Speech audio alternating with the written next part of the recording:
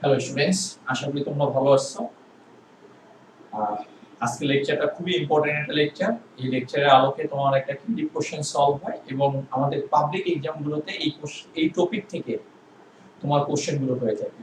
এই কারণে এই লেকচারটা খুব গুরুত্ব সহকারে নিতে হবে এবং এটার সাহায্যে আমরা যদি ইম্পর্টেন্ট যে সিকিউ গুলো আছে সেটা যদি সলভ করতে হয় তাহলে আজকে লেকচারটা তোমার খুব ভালোভাবে বুঝতে হবে। আর যখন লেকচার স্টার্ট হবে তখন তোমরা কি করবা, এই যে লিংকটা, এই ভিডিওর লিংকটা তুমি কি করবে, মেসেঞ্জার গ্রুপে দিয়ে দেবে। লিংক যদি না দেওয়া হয় অনেকে খুঁজে পায় না, আমি নিজেই পাই না খুঁজে। হ্যাঁ, এই কারণে লিংকটা দিয়ে দিলে খুব সুবিধা হয়। তাহলে কথা না বাড়িয়ে আমরা আমাদের লেকচার শুরু করব। আমরা আমাদের গত লেকচারটা আমরা আলোচনা করছিলাম, মানে গত লেকচার মানে গতকালকে সন্ধ্যার লেকচার না, এর আগের লেকচার কথা বলছি, সেটা আলোচনা করছি কোয়ান্টাম সংখ্যা। আমরা বলছি যে একটা মানুষকে যদি ঠিকমতো আইডেন্টিফাই করতে হয়, তার অ্যাড্রেস যদি জানতে হয়, তাহলে চারটা বা কিছু প্যারামিটার জানতে হবে। ঠিক একটা পরমাণুর অভ্যন্তরে যে ইলেকট্রন আছে, ইলেকট্রনটাকে যদি তোমার চিহ্নিত করতে হয় তার জন্য কিছু প্যারামিটার জানতে হবে। সেই প্যারামিটার কি, তার এন এর মান জানতে হবে, অর্থাৎ এটা ইলেকট্রনটা কোন শক্তি স্তরে আছে এটা জানতে হবে।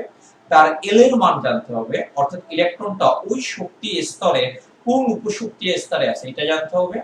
তার এম এর মান জানতে হবে, অর্থাৎ ওই উপশক্তি স্তরের মধ্যে যে অরবিটাল আছে এটা আসলে ওই উপশক্তি স্তরে কোন অরবিটালে আছে সেটা জানতে হবে। এবং ইলেকট্রনটা সে নিজ অক্ষে ঘড়ির কাঁটার দিকে ঘুরে নাকি বিপরীত দিকে ঘুরে, অর্থাৎ এস এর মান জানতে হবে।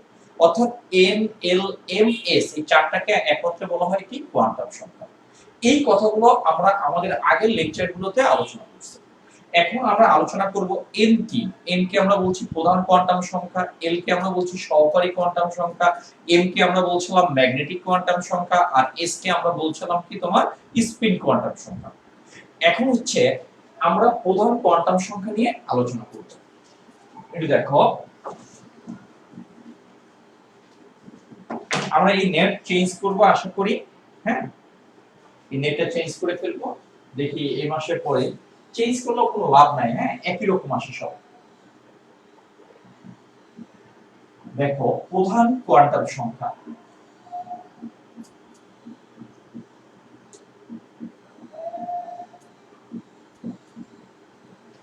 একটু দেখো, প্রধান কোয়ান্টাম সংখ্যা দ্বারা আমরা আমাদের আগের লেকচারে বলছিলাম যে এটার সাহায্যে শক্তি স্তরের আকার সম্পর্কে ধারণা পাওয়া যায়। এই কথাগুলো আমি ওই লেকচারে খুব ভালোভাবে তোমাকে এটা ব্যাখ্যা করছিলাম।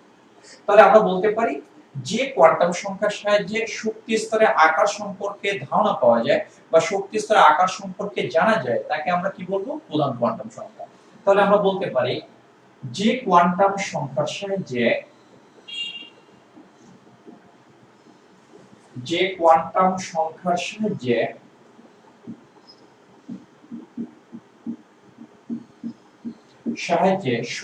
স্তরের আকার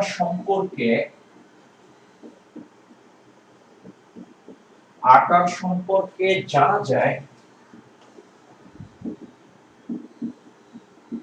জানা যায় তাকে প্রধান কোয়ান্টাম সংখ্যা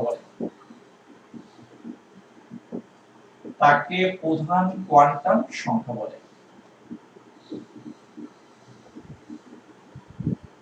এটা কোয়ান্টাম সংখ্যা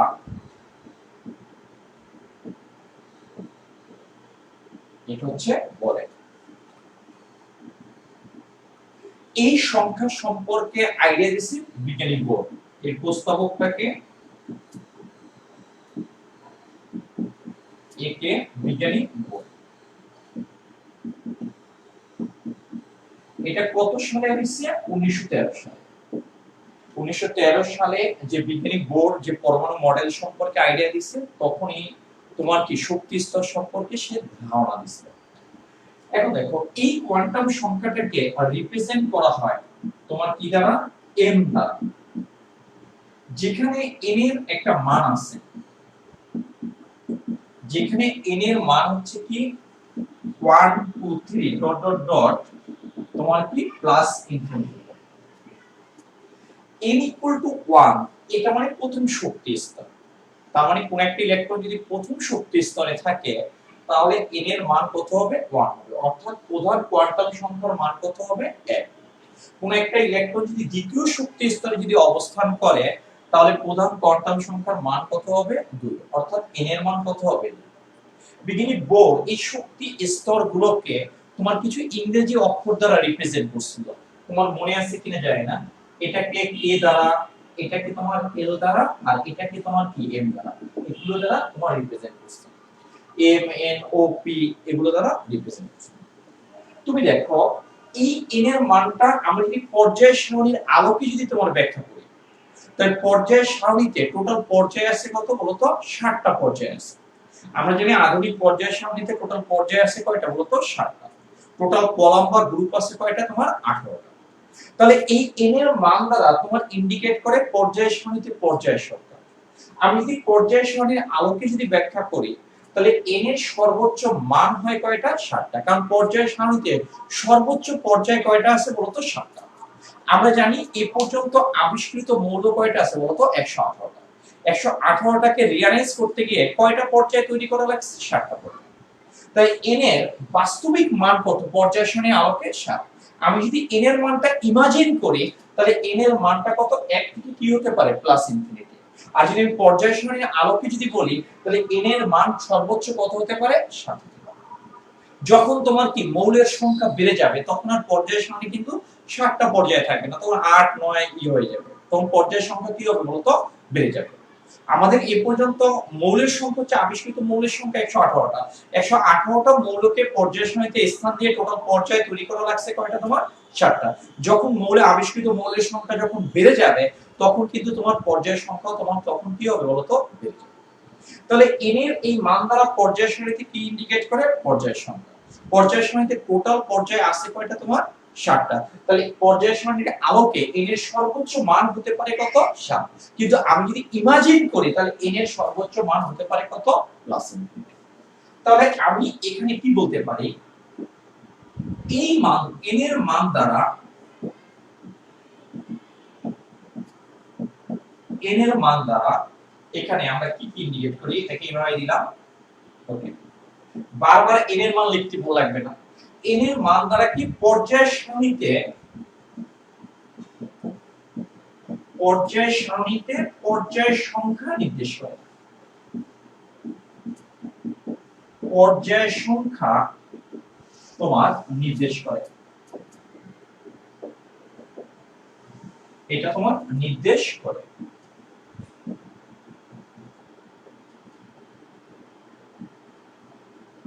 পর্যায় সারণীতে তোমার এটা পর্যায় সংখ্যা নির্দেশ করে। পর্যায় সারণীর আলোকে n এর সর্বোচ্চ মান কত তোমার 7। ওকে, এই পর্যন্ত এটার ক্ষেত্রে লিখলাম।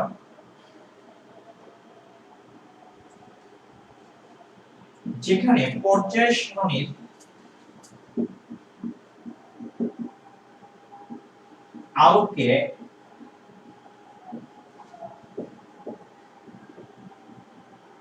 আলোকে n এর সর্বোচ্চ মান কত 7। সর্বোচ্চ মান কত তোমার 7।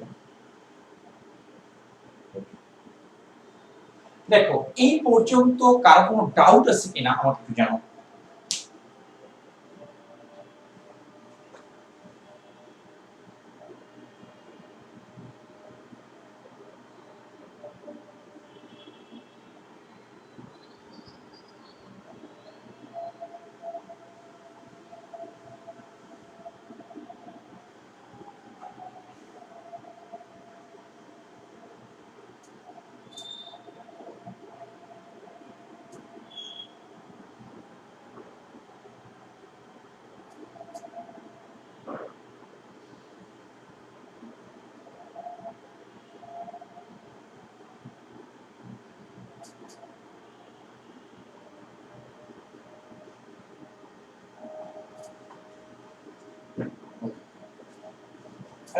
সবাই দেখো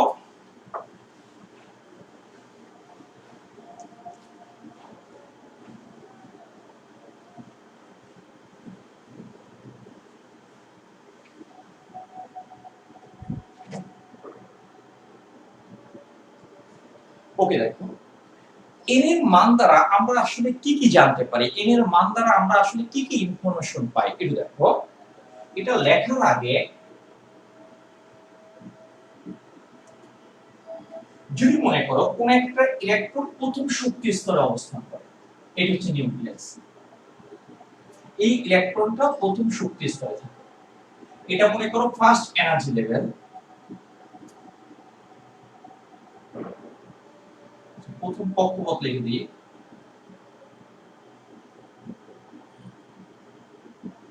আমি যদি দ্বিতীয় কক্ষপথ যদি লিখি, মনে করো কোন একটা ইলেকট্রন দ্বিতীয় কক্ষপথে অবস্থান করে, তাহলে প্রথম কক্ষপথের চেয়ে দ্বিতীয় কক্ষপথের আকারটা অবশ্যই কি হবে বলতো, বড়। এটা হচ্ছে কি তোমার নিউক্লিয়াস। এটা আমি ধরে নিলাম দ্বিতীয় কক্ষপথ। মানে আমি এখানে প্রথম কক্ষপথটা আঁকিনি, একবারে সরাসরি দ্বিতীয় কক্ষপথ। আমি ধরে নিলাম কোন একটা ইলেকট্রন তৃতীয় কক্ষপথে অবস্থান করে, প্রথম কক্ষপথের চেয়ে দ্বিতীয় কক্ষপথের আকারটা বড়, তৃতীয় কক্ষপথের আকারটা কি বলতো, আর বড়। এটা কি তোমার তৃতীয় কি বলতো কক্ষপথ। আমি বোঝার ট্রাই করো।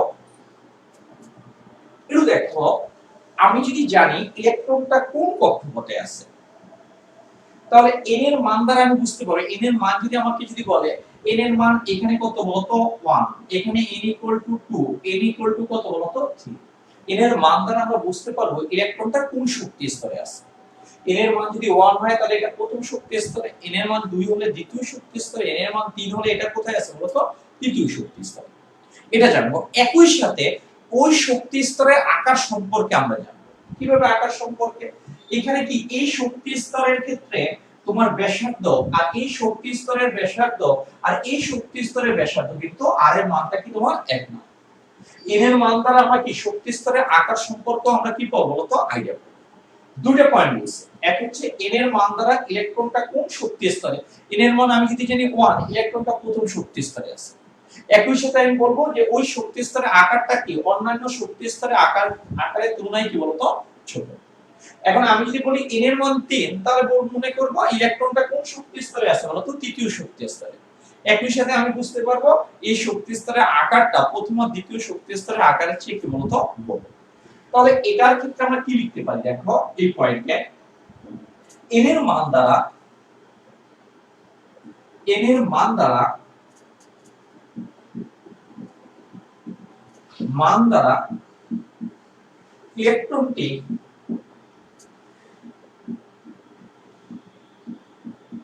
ইলেকট্রনটি কোন শক্তি স্তরে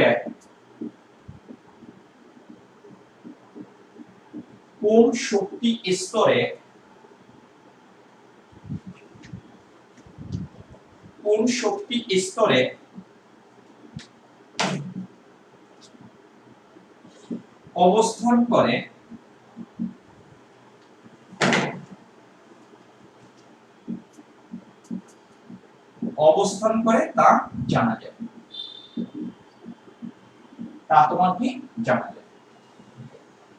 তারপরের পয়েন্টে এই মান দ্বারা আমরা কি জানি, শক্তি স্তরের আকার সম্পর্কে জানা যায়।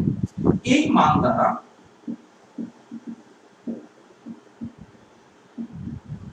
শক্তি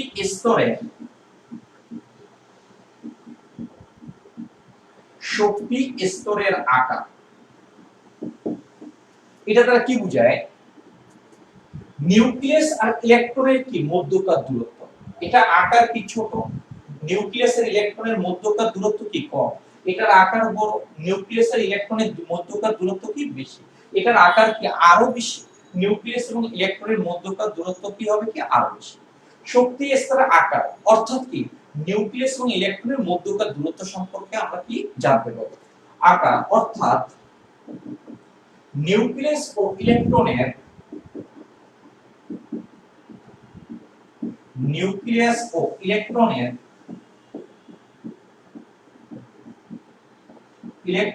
মধ্যকার দূরত্ব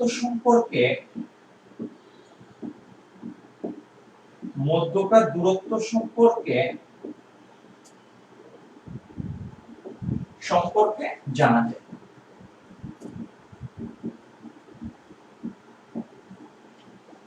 তুমি দেখো n এর মান যদি বাড়তে থাকে, দেখো n এর মান যদি বাড়তে থাকে তাহলে আকারও আস্তে আস্তে বাড়তে থাকবে, r এর মান আস্তে আস্তে কি হবে বলতো বাড়তে থাকবে। তাই n এর মান যত বেশি হবে শক্তি স্তরে আকার তত আস্তে আস্তে কি হবে বলতো বেড়ে যাবে। তাহলে এর পরের পয়েন্ট আমরা কি লিখতে পারি, n এর মান বৃদ্ধির সাথে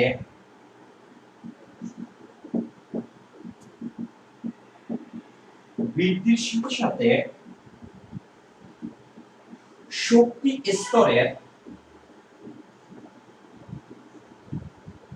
শক্তি স্তরের আকারও বৃদ্ধি পায়,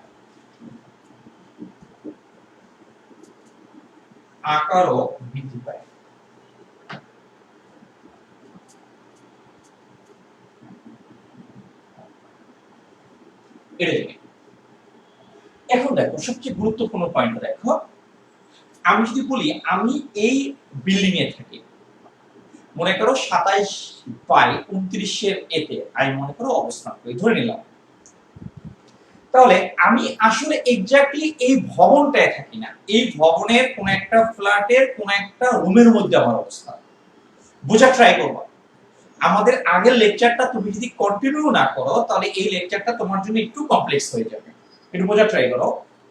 আমি যদি বলি যে আমি এই মনে করো 27/29 এর এ নাম্বার বাসায় আমি অবস্থান আমি থাকি, আসলে আমি এই ভবনটা থাকি না, এই ভবনের কোন একটা ফ্ল্যাটের ভিতরে অবস্থান করি, ফ্ল্যাটের কোন একটা রুমের ভিতরে কি আমার অবস্থান, সেখানে আমি থাকি। এই ভবনে এসে বুঝলে হবে না আমি কত নম্বর ফ্ল্যাটে থাকি, সেখানে এসে তোমাকে সার্চ করতে হবে। ইলেকট্রনটা আসলে শক্তি স্তরে অবস্থান করে না, শক্তি স্তরের ভিতরে যে উপশক্তি স্তর আছে, উপশক্তি স্তরের ভিতরে যে অরবিটাল আছে, ওই অরবিটালে এটা কি করে বলতো অবস্থান করে।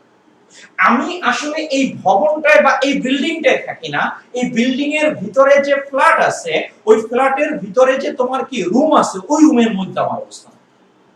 ইলেকট্রনটা আসলে এই শক্তি স্তরে থাকে না, এই শক্তি স্তরের ভিতরে যে উপশক্তি স্তর আছে, উপশক্তি স্তরের ভিতরে যে অরবিটাল আছে ওই অরবিটালে কি করে ইলেকট্রনটা অবস্থান করে।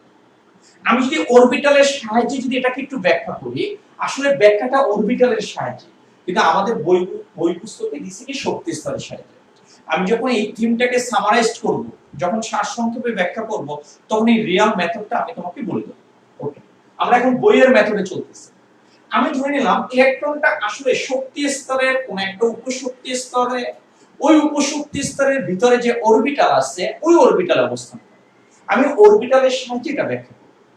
দেখো ইলেকট্রনটা এই প্রথম শক্তি স্তরে মনে করো 1s অরবিটালে আছে,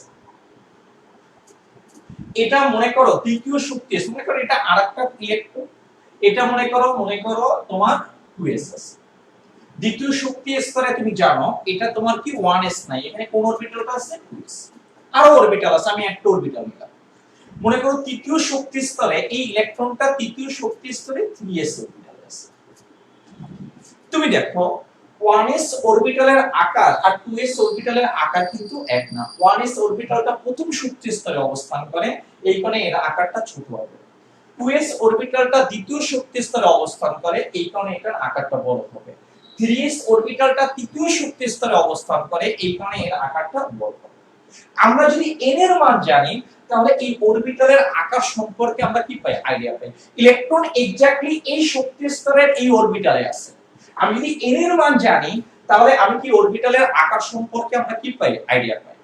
n এর মান যত বাড়তে থাকে তোমার কি অরবিটালের আকারও আস্তে আস্তে কি হবে বলতো বাড়তে থাকে।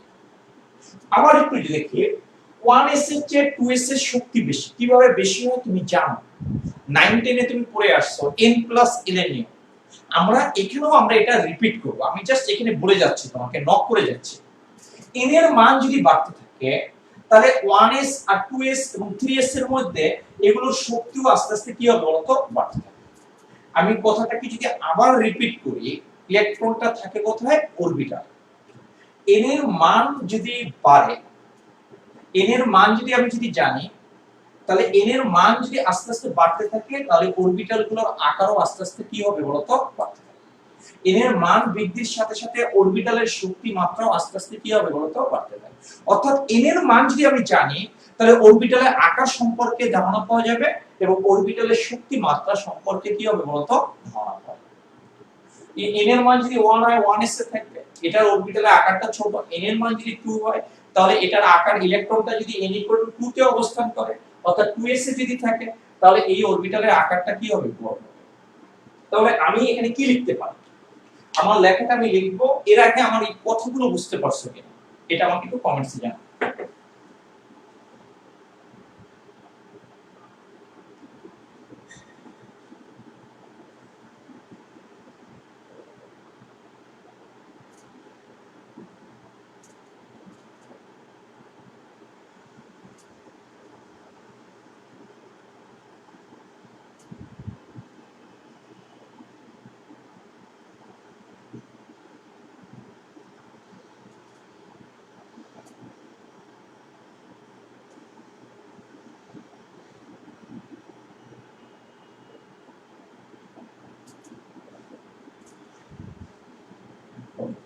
তুমি দেখো আমরা এটা ডিলিট করব, জাস্ট এটার নিচে কিন্তু ইনফরমেশন গুলো লিখবা।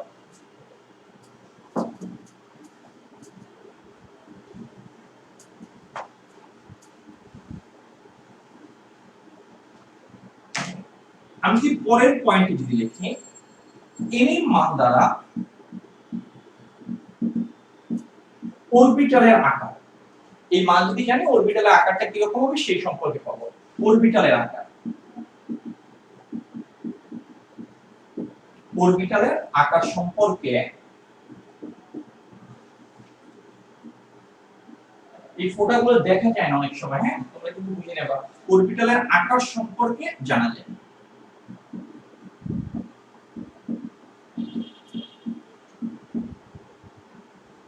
ওকে, তোমার এক্স্যাক্টলি n এর মান দ্বারা অরবিটালের আকার এটাই হওয়া উচিত, কিন্তু আমাদের বইগুলো ফোকাস করছে কি শক্তি স্তরের আকার, একই কথা।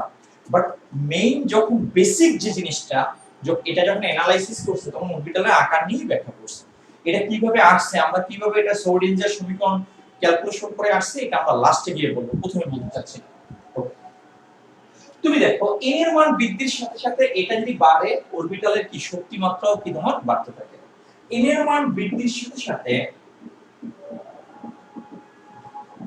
মান বৃদ্ধির সাথে সাথে সাথে অরবিটালের শক্তিও বৃদ্ধি পেতে থাকে। অরবিটালের শক্তি চিত্র কিন্তু থাকবে ওই আগের পয়েন্টে, হ্যাঁ এই চিত্রটা কিন্তু মানে একটা দিয়ে দেব, শক্তি বৃদ্ধি পেতে থাকে।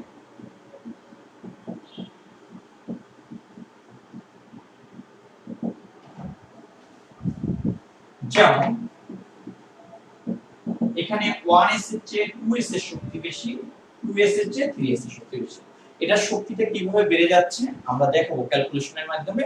তোমরাও জানো n+l এর মাধ্যমে 9 এ পড়ে আসছো, তোমাদের টিচাররা তোমাকে এগুলো দেখাইছে, হ্যাঁ এটা শক্তি বৃদ্ধি কিভাবে আসছে আমাদের আসবে, একটু ওয়েট করো। শক্তি ক্রমান্বয়ে তোমার এ পর্যন্ত তুমি তুলে নাও।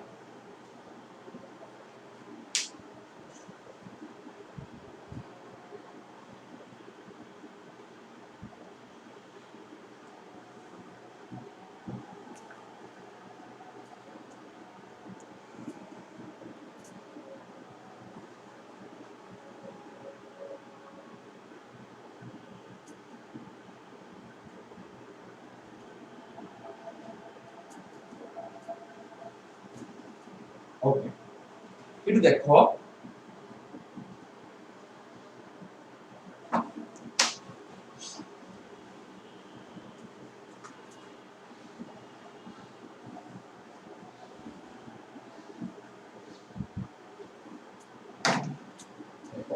যে কোনো প্রধান শক্তি স্তরে, যে কোনো প্রধান শক্তি স্তরে শক্তি স্তরে সর্বোচ্চ ইলেকট্রন ধারণ ক্ষমতা হচ্ছে ইলেকট্রন ধারণ ক্ষমতা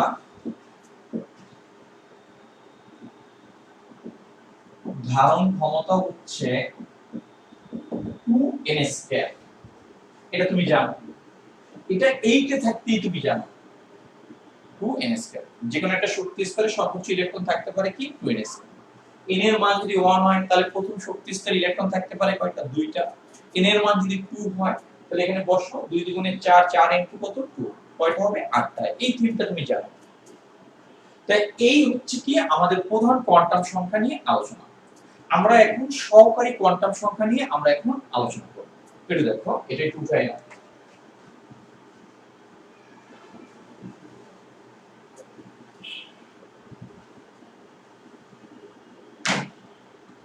তুমি দেখো, সহকারী কোয়ান্টাম সংখ্যা অনেকগুলো নাম আছে, সবগুলো নামই তোমার মনে রাখতে হবে। কোয়ান্টাম সংখ্যা, এটাকে এজিমুথাল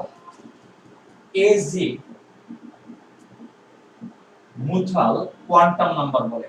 এডমিশন টেস্টে সহকারীরা উল্লেখ করে না, বলে নিচে কোনটা এজিমুথাল কোয়ান্টাম নাম্বার এটা বলে। হ্যাঁ, এজিমুথাল quantum number.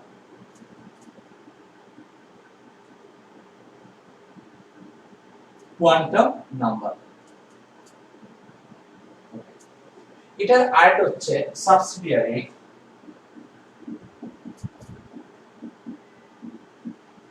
Quantum number.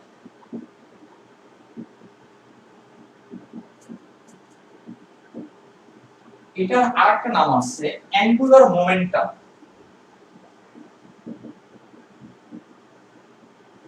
Angular momentum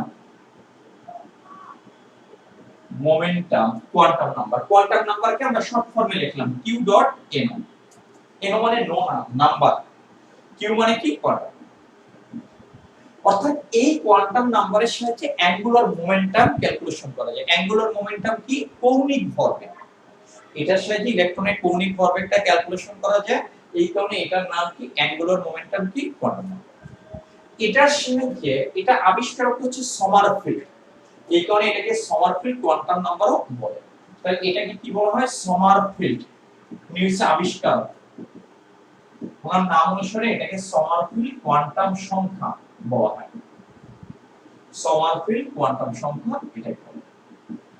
তার মানে এর অনেকগুলো নাম, সহকারী, এজিমুথাল, সাবসিডিয়ারি, অ্যাঙ্গুলার মোমেন্টাম। কারণ এটার সাহায্যে অ্যাঙ্গুলার মোমেন্টাম বা কৌণিক ভরবেগ নির্ণয় করে। সমারফিল্ড হচ্ছে কি, তিনি আবিষ্কারক, তার নাম অনুসারে সমারফিল্ড কোয়ান্টাম নাম্বার। আমরা জানি এই কোয়ান্টাম নাম্বারটা হচ্ছে কি এল। এটার সাহায্যে কি একটা উপশক্তি স্তরের আকৃতি সম্পর্কে জানা যাবে। কি সম্পর্কে জানা যাবে, উপশক্তি স্তরের কি আকৃতি। তুমি দেখো, এই কথাগুলো আমরা এর আগে বলে আসছি। তাহলে আমরা বলতে পারি যে কোয়ান্টাম সংখ্যার সাহায্যে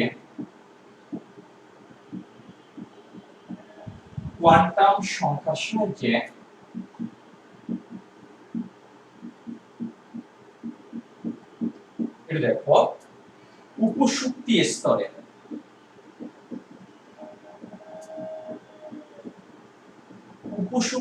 স্তরের আকৃতি সম্পর্কে জানা যায়,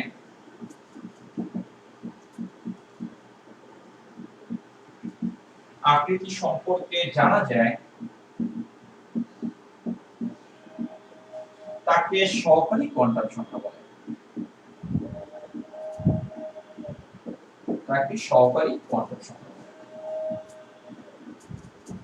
এই কথাটা, এই লাইনটা তোমাকে এর আগের লেকচারে আমি বুঝিয়ে দিয়েছি। কোয়ান্টাম সংখ্যা বলে। আসলে ইলেকট্রন, আমরা এগুলো পড়তেছি কেন, ইলেকট্রনকে আইডেন্টিফাই করার জন্য। আমি যদি এক্স্যাক্টলি এটা ডেফিনিশন দিতে চাই, তাহলে ইলেকট্রনটা আসলে উপশক্তি স্তর থাকে না, উপশক্তি স্তরে কোন একটা অরবিটালে থাকে। আসলে এটা উপশক্তি স্তরে আকৃতি ইন্ডিকেট করে না, আসলে এটা ইন্ডিকেট করে কি অরবিটালের আকৃতি। আমরা যদি এক্স্যাক্টলি এটার যদি সংজ্ঞা দিতে চাই, তাহলে কি হবে, বইয়ের বাইরে যদি বলতে চাই, আসলে এটার সাহায্যে কি অরবিটালের আকৃতি সম্পর্কে জানা যায়। এটা কি তোমার অরবিটালের কি সম্পর্কে জানা যায়, আকৃতি। আগেরটা ছিল কি শক্তি স্তরের আকার। আসলে ইলেকট্রনটা শক্তি স্তরের উপশক্তি স্তরের অরবিটালের মধ্যে, আসলে অরবিটালের আকার। এটা আসলে উপশক্তি স্তরের আকৃতি। আসলে এক্স্যাক্টলি যদি বলি, ইলেকট্রনটা আসলে উপশক্তি স্তরে থাকে না, উপশক্তি স্তরের ভিতরে যে অরবিটাল থাকে অরবিটালে, ওই অরবিটালের আকৃতি এখানে ইন্ডিকেট করে, বাট আমাদের বইগুলোতে ফোকাস করে কি উপশক্তি স্তরের আকৃতি, এই কারণে আমরা উপশক্তি স্তরের আকৃতি লিখছি। বাট যেটা এটা সারসংক্ষেপ যখন আমরা করব তখন আমি এটা বলে দেব। এটার আবিষ্কার বা প্রস্তাবক, এটার প্রস্তাবনা করছে কে? বিজ্ঞানী সমারফিল্ড। এ হচ্ছে কি বিজ্ঞানী সমারফিল্ড।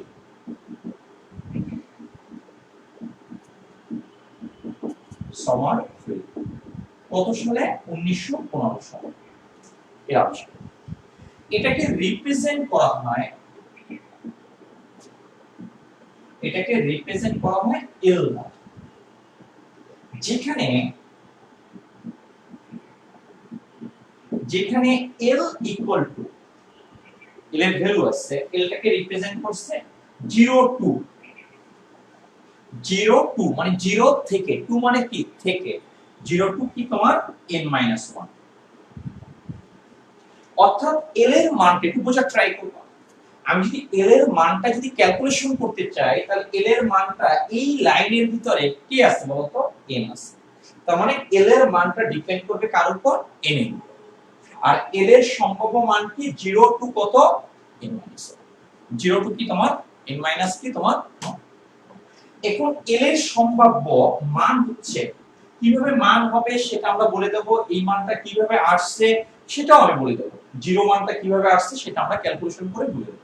জাস্ট আমি বলছি এটাকে রিপ্রেজেন্ট করে এল দ্বারা, এলটা বের করার ফর্মুলা কি? 0 টু কি n-1, অর্থাৎ এখানে শুধুমাত্র n আসছে, তাহলে এল এর মানটা n এর মানের উপর কি করবে? ডিপেন্ড করবে।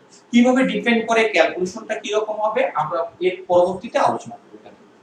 এটা ক্যালকুলেশন করে এল এর সম্ভাব্য মান পাওয়া যায়, সম্ভাব্য মান পাওয়া যায়, এল এর সম্ভাব্য মান পাওয়া যায় 0, 1, এটা 2, এটা 3।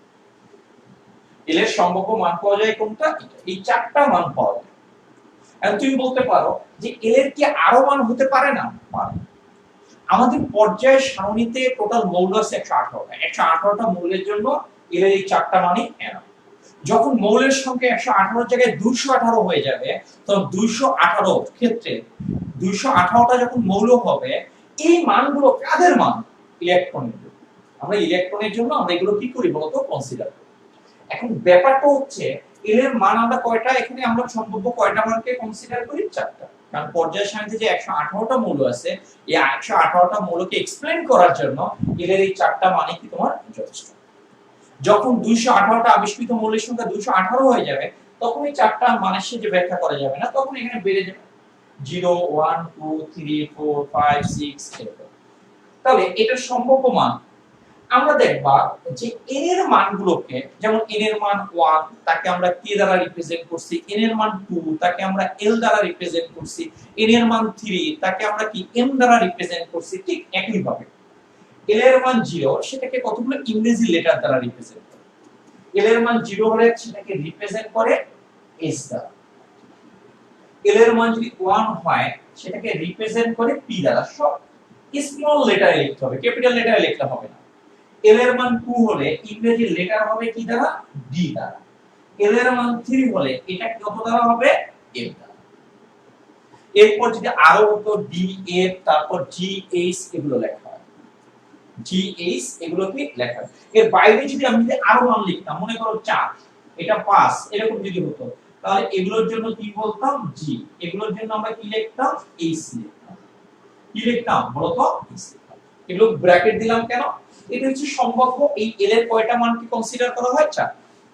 কারণ পর্যায় সারণীতে 118টা মৌল আছে, এই 118টা মৌলকে টোটাল ইলেকট্রনের, 118টা মৌলের যে ইলেকট্রনগুলো আছে সেই ইলেকট্রনের ক্ষেত্রে এই চারটা মান দ্বারা এক্সপ্লেইন করা যায়। তার কোয়ান্টাম সংখ্যা, একটা ইলেকট্রনের কোয়ান্টাম সংখ্যা এই চারটা মান দ্বারা এক্সপ্লেইন করা যায়। মৌলের সংখ্যা যখন বেড়ে যাবে কোন চারটা মান না আরো মান দরকার হবে, আরো মান দরকার হলে এটা জি, এইচ, আই, জে, কে, এল এরকম ভাবে কন্টিনিউ হবে। এখন ব্যাপারটা হচ্ছে n এর মানগুলোকে যেমন কতগুলো সংখ্যা এবং ইংরেজি লেটার দ্বারা রিপ্রেজেন্ট করা হয়, l এর মানগুলোকে সংখ্যা এবং ইংরেজি লেটার দ্বারা রিপ্রেজেন্ট করা হয়। আমি যদি বলি কোন একটা শক্তি স্তর হচ্ছে k শক্তি স্তর, তাহলে সেখানে n এর মান কত বলতো? 1। আমি যদি বলি এল শক্তি স্তর, সেক্ষেত্রে এল শক্তি স্তরের জন্য এন এর মান আমরা কত ধরি 2। ঠিক একই করে আমি এগুলো কি এল দ্বারা ইন্ডিকেট করছি কি বলতো উপশক্তি স্তর।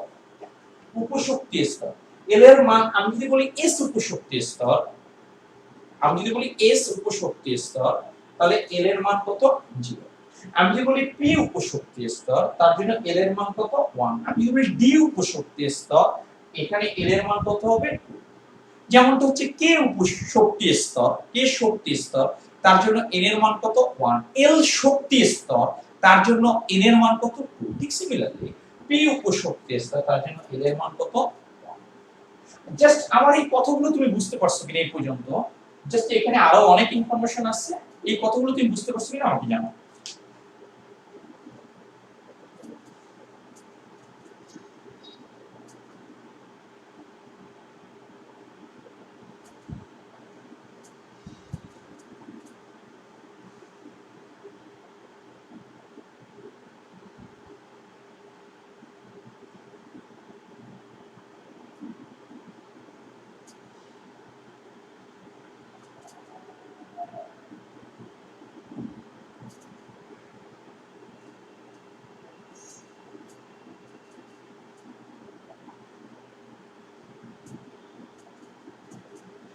আমি কি তোমাকে বলি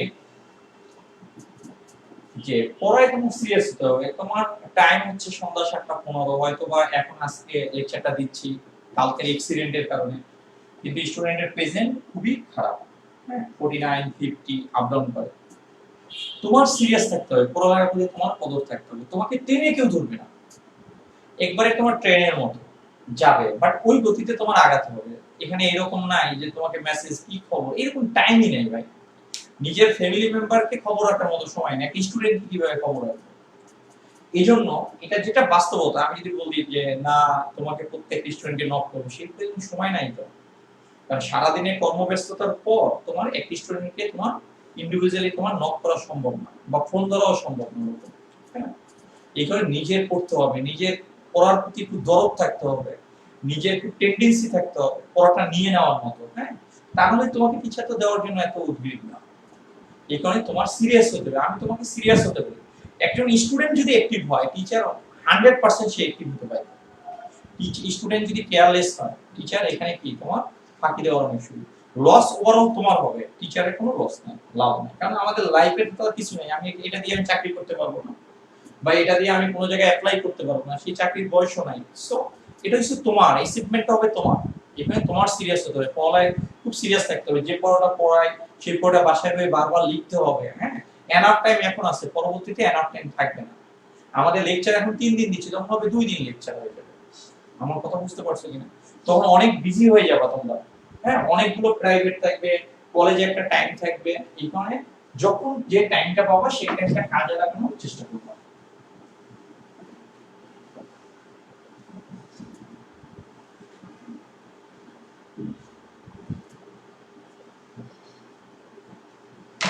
দেখো এল এর এই মানগুলোকে ইংরেজি অক্ষর দ্বারা রিপ্রেজেন্ট করে। আমরা এর পরের পয়েন্টে লিখব, যেগুলোকে আমরা বলছি এস পি ডি এফ। আমরা এই চারটা পর্যন্ত কেন যাচ্ছি? এই চারটা পর্যন্ত আমরা কেন যাচ্ছি? কারণ এই চারটা ভ্যালুর মাধ্যমে আমরা 118টা মূলকে এক্সপ্লেইন করতে পারবো।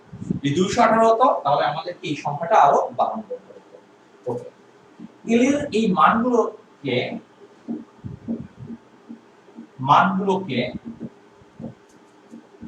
মানগুলোকে ইংরেজি অক্ষর দ্বারা রিপ্রেজেন্ট করা হয়,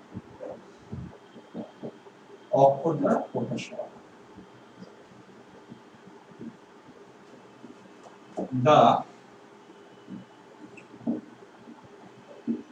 এটা প্রকাশ করা হয়। তবে দেখো আমি যদি এল এর মান যদি ধরি,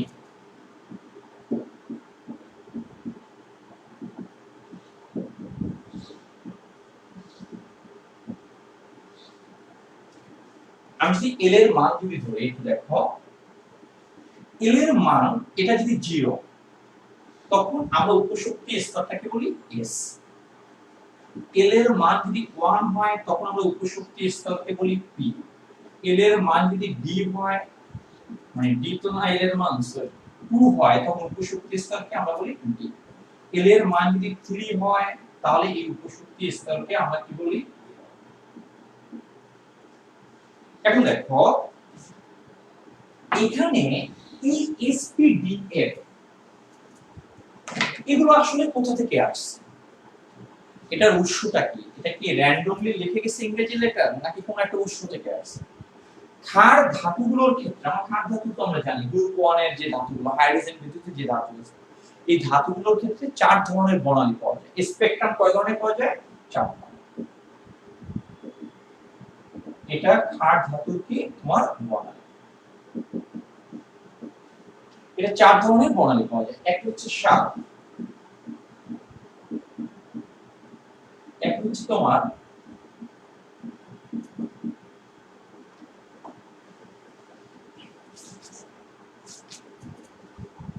এটা দেখো এক হচ্ছে প্রিন্সিপাল, ডি মানে হচ্ছে ডিফিউজড, আর এফ মানে কি তোমার ফান্ডামেন্টাল। এই 4 ধরনের বর্ণালী এগুলো এক একটা কি স্পেকট্রাম। তার ধাতুর ক্ষেত্রে 4টা বর্ণালী পাওয়া যায়, বর্ণালী সার, প্রিন্সিপাল, ডিফিউজড এবং ফান্ডামেন্টাল। ওই 4টা বর্ণালীর যে তোমার নামের যে প্রথম যে অ্যালফাবেট আছে ওই অ্যালফাবেট থেকে এগুলো নেওয়া হয়েছে। সার থেকে নেওয়া হয়েছে এস কে, তোমার প্রিন্সিপাল থেকে নেওয়া হয়েছে পি কে, ডিফিউজ থেকে নেওয়া হয়েছে ডি কে, আর ফান্ডামেন্টাল থেকে নেওয়া হয়েছে কি এই 4টা লেটার এখান থেকে নেওয়া হয়েছে। এদের হচ্ছে এটা উৎস। তাহলে এল এর মানগুলো কি ইংরেজি সবসময় মনে রাখতে হবে। এই শক্তি স্তরের জন্য এল এর ভ্যালু কত? 0, পি এর জন্য কত? 1, ডি এর জন্য কত? 2, এফ এর জন্য কত? 3। এটা মনে রাখতে হবে। এখন পরের পয়েন্ট হচ্ছে এই উপশক্তি স্তরের আকৃতিটা আসলে কি? এটা আকৃতিটা আসলে কি হবে? এক্স্যাক্টলি হচ্ছে অরবিটালের আকৃতি। এখন দেখো এটা হচ্ছে আমরা এটা আগে উঠাই না, আমাদের একটু জায়গা দরকার হবে, এই কারণে তুমি এটা আগে উঠাই না।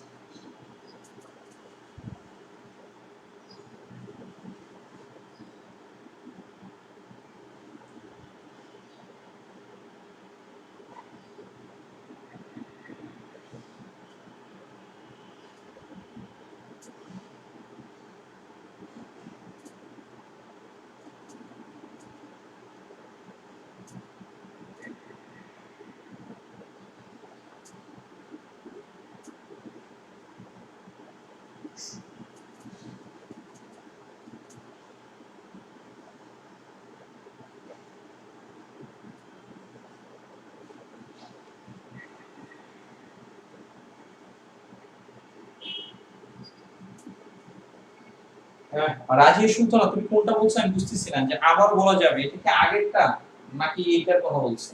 হ্যাঁ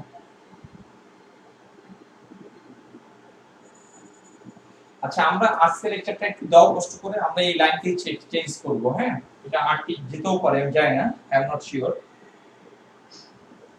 ওকে, তুমি দেখো আমরা যদি এই কথাটাকে যদি বলি এল এর এই মানগুলোকে কতগুলো ইংরেজি লেটার দ্বারা রিপ্রেজেন্ট করে, এল 0 এর জন্য এস, 1 এর জন্য পি, 2 এর জন্য কি বি, 3 এর জন্য। এই এসপিডিএফ গুলো র‍্যান্ডমলি আসছে নাকি কোনো একটা নামকরণের মেইন কোনো একটা কারণ থাকতে পারে? এখন দেখো এই এগুলো ক্ষার ধাতুর ক্ষেত্রে 4 ধরনের বর্ণালী পাওয়া যায়। একটা হচ্ছে শার্প, একটা হচ্ছে প্রিন্সিপাল, একটা হচ্ছে ডিফিউজ, একটা হচ্ছে কি ফান্ডামেন্টাল। শার্পের এস থেকে আসছে এস, প্রিন্সিপালের পি থেকে আসছে এটা, ডিফিউজের ডি থেকে আসছে এডি, আর ফান্ডামেন্টালের এফ থেকে আসছে কি।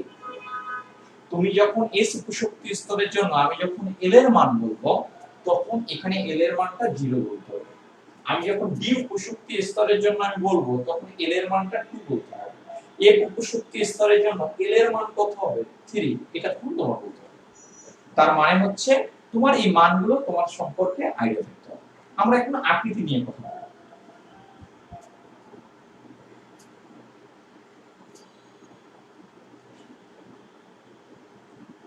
কি ইংরেজি আর বাংলা লেখা আমি বুঝি না, তোমরা কি লিখছো? মাহিয়া রহমান, আই এর মানগুলো কিভাবে আসলো? আই এর মানে কি?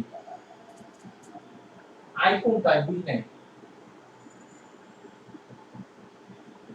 হ্যাঁ ও এল এর মানগুলো, আচ্ছা আচ্ছা বুঝতে পারছি, এল এল আই না এল, এল এর মানগুলো কিভাবে আসলো? হ্যাঁ হ্যাঁ একটু আটকে যেতে পারে, ঠিক হয়ে যাবে। ওকে, এর মানগুলো কিভাবে আসছে সেগুলো আমরা দেখাবো, আমি বলছি একটু পর, এখনই আমরা দেখাবো, একটু ওয়েট করো, আমাদের পরবর্তীতে আসবে এর মান কিভাবে আসছে, একটু ওয়েট করো, আমাদের সেই টেবিলটা এখনো আসে না, একটু পরে আসবে। দেখো এটা হচ্ছে তোমার আকৃতি,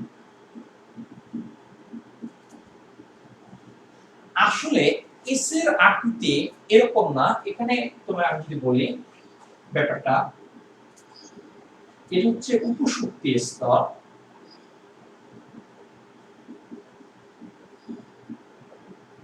এটা কি পি, এটা হচ্ছে ডি, আর এটা কি তোমার, দেখা যায় এস এর আকৃতিটা হচ্ছে গোলাকার,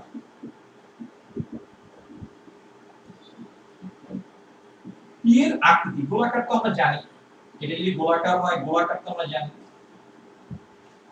পি মানে হচ্ছে ডাম্বেল আকার, ডাম্বেল শেপ,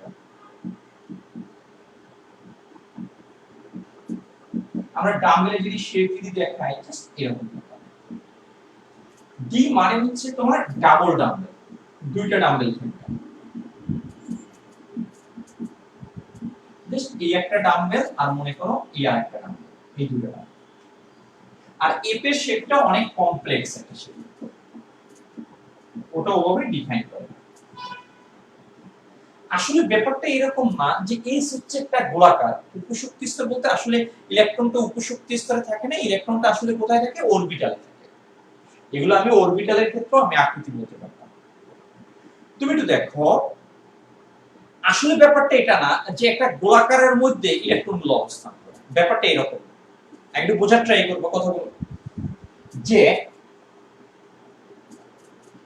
আচ্ছা এল বুঝতে পারছি মাইয়া, আমি বলছি যে আসলে তোমার ব্যাপারটা এটা না, একটা গোলাকার একটা শেপ, তার মধ্যে মনে করো ইলেকট্রন অবস্থান করে, একটা ডাম্বেল একটা শেপ, তার মধ্যে মনে করো ইলেকট্রন অবস্থান করে, ব্যাপারটা এরকম।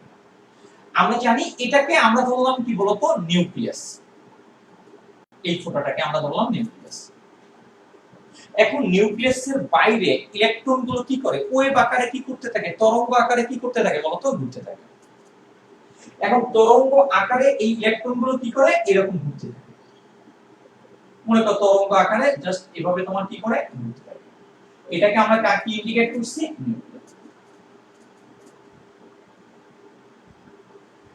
অর্থাৎ এই ইলেকট্রনগুলো নিউক্লিয়াসের চারপাশে এরকম তরঙ্গ আকারে কি করে ঘুরতে থাকে। ইলেকট্রনের রোটেশনটা যে পথে হয়, মানে যে যে এরিয়া নিয়ে ইলেকট্রনের রোটেশনটা হয়, যে পথে ইলেকট্রনের রোটেশনটা হয় সেই পথকে বেস করে আমরা যদি তোমার এটাকে যদি সেই পথকে বেস করে যে শেপটা হয়, সেই শেপটাকে আমরা লিখি কি গোলাকার। আমি আবার বলছি, এটা হচ্ছে নিউক্লিয়াস, নিউক্লিয়াসকে কেন্দ্র করে ইলেকট্রনগুলো ঘুরে, কি আকারে ঘুরে, ওয়েভ আকারে, এই পথে ইলেকট্রনগুলো রোটেট করতে থাকে। যে পথে ইলেকট্রনের রোটেশন হয় সেই পথকে কেন্দ্র করে যে শেপটা দেওয়া যায়, সেই শেপের ক্ষেত্রে দেখা যায় এটা শেপটা হয়ে যায় কি তোমার গোলাকার শেপ। ব্যাপারটা এটা না যে এটা গোলাকার শেপ, এর ভিতরে ইলেকট্রনগুলো কি করে অবস্থান করে। আমরা একটা ফ্ল্যাটের একটা নির্দিষ্ট একটা শেপ দিয়ে থাকি, এটা একটা বাড়ি, একটা ভবন, এই ভবনের মধ্যে তোমার ফ্ল্যাট আছে, কোনটা স্কয়ার আছে, কোনটা ট্রায়াঙ্গেল ফরম্যাটে আছে, আমি ধরে নিলাম কোনটা স্কয়ার, এটা শেপ আমরা দিচ্ছি স্কয়ার শেপে আছে, তাহলে আমার রুমের শেপটা স্কয়ার, আমি এখানে থাকি। ব্যাপারটা ইলেকট্রনের ক্ষেত্রে কিন্তু এটা না, ইলেকট্রনের ক্ষেত্রে হচ্ছে নিউক্লিয়াসকে কেন্দ্র করে ইলেকট্রনগুলো যে পথে রোটেট করতে থাকে সেই পথকে বেস করে যে শেপটা তৈরি হবে সেই শেপটার আকৃতি আমরা এখানে লিখি গোলাকার। এটার ক্ষেত্রে দেখা যায় এটা হচ্ছে নিউক্লিয়াস, এই পয়েন্টটা দেখা যায় কি ইলেকট্রনটা এখানে কি হয়, দেখা যায় এই রোটেট করে কি এই স্টাইলে রোটেট করে, তোমার এই স্টাইলে কি করে রোটেট করে, এই কারণে এই শেপটা এই পথে রোটেট করে, সে এভাবে রোটেট করতে থাকে তরঙ্গ আকারে, এভাবে সে কি করতে থাকে, রোটেট করতে থাকে। এই এরিয়া বা এই পথে বা এই স্পেসে সে রোটেট করে, যে পথকে বেস করে তার রোটেশনটা যে পথে হয় সেই পথকে বেস করে যে শেপটা তৈরি হয়, দেখা যায় এই শেপটা হয়ে যাচ্ছে কোন শেপ, জাস্ট হয়ে যাচ্ছে কোন শেপ বলতো, ডাবল শেপ। এই পয়েন্টে তোমার কি থাকে না বলতো, এই শেপটা, এই পয়েন্টে কে বলতো, নিউক্লিয়াস, এখানে কোনো ইলেকট্রন থাকে না, ইলেকট্রন ডেনসিটি নাই, এখানে ইলেকট্রন ডেনসিটি মানে ইলেকট্রনের ঘনত্ব কি তোমার G। এই কারণে আমরা এখানে কি দিই বলতো, ডাম্বেল। এখানে কি হয়, ইলেকট্রনগুলো রোটেশন করে, রোটেশনটা যে পথে হয় সেই পথকে বেস করে আমরা যে শেপটা দিই সেটা হয়ে যায় কি বলতো, ডাবল ডাম্বেল। এখানে কি কমপ্লেক্স, অর্থাৎ ইলেকট্রনটা যে পথে রোটেশন করে সেই পথের কি রোটেশনের ফলে সেখানে যে শেপটা হয় সেই শেপটা আসলে কি অনেক কমপ্লিকেটেড একটা শেপ আসে। এখানে আমরা এখানে লিখে রাখি কি কমপ্লেক্স। তার মানে তোমাকে ইমাজিন করতে হবে যে আসলে ব্যাপারটা এটা না যে একটা উপশক্তি স্তর বা একটা অরবিটালের গোলাকার শেপ আছে, ওই গোলাকারের মধ্যে ইলেকট্রন থাকে, এটা না। ইলেকট্রনগুলো রোটেশন করে যে পথে, ওই পথের মাধ্যমে যে শেপটা তৈরি হয় ওই শেপটাকে আমরা বলি গোলাকার। এটার ক্ষেত্রে কি হয় বলতো, এই ধরনের ডাম্বেল হয়। এটার ক্ষেত্রে কি হয়, ডাবল ডাম্বেল। ও যে পথে রোটেশন করে সেই পথটা অনেক কমপ্লেক্স হয়, এখানে এটাকে আমরা লিখছি কি কমপ্লেক্স। আমার কথাগুলো তুমি বুঝতে পারছো কিনা আমাকে কমেন্টসে জানাও।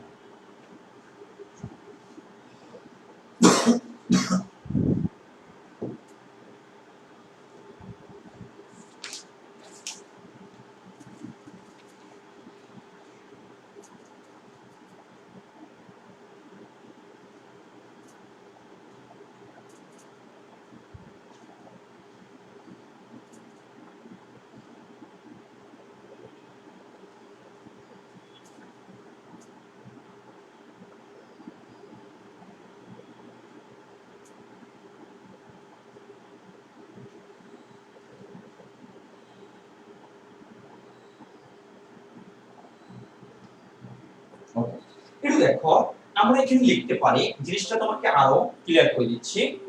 ইলেকট্রনের এখানে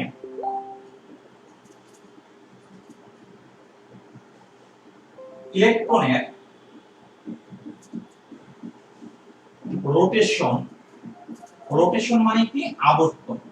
এটা কোন মাধ্যমে রোটেট হবে, ওয়েভের মাধ্যমে। এটা কি মাধ্যমে হবে, ওয়েভ, ওয়েভ আকারে রোটেশন করবে। ইলেকট্রনের রোটেশন যে পথে হয়, যে পথে হয় সেই পথের মাধ্যমে, মানে সেই স্পেসটাকে, সেই পথের মাধ্যমে যে শেপ বা যে আকৃতি তৈরি হয়,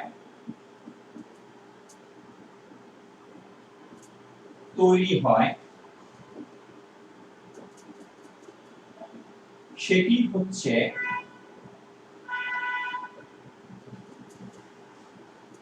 হচ্ছে কি তোমার অরবিটালের উপশক্তি স্তর বা অরবিটালের আকৃতি। উপশক্তি স্তর বা এটা কি হবে, অরবিটালের, এটা কি হবে আকৃতি।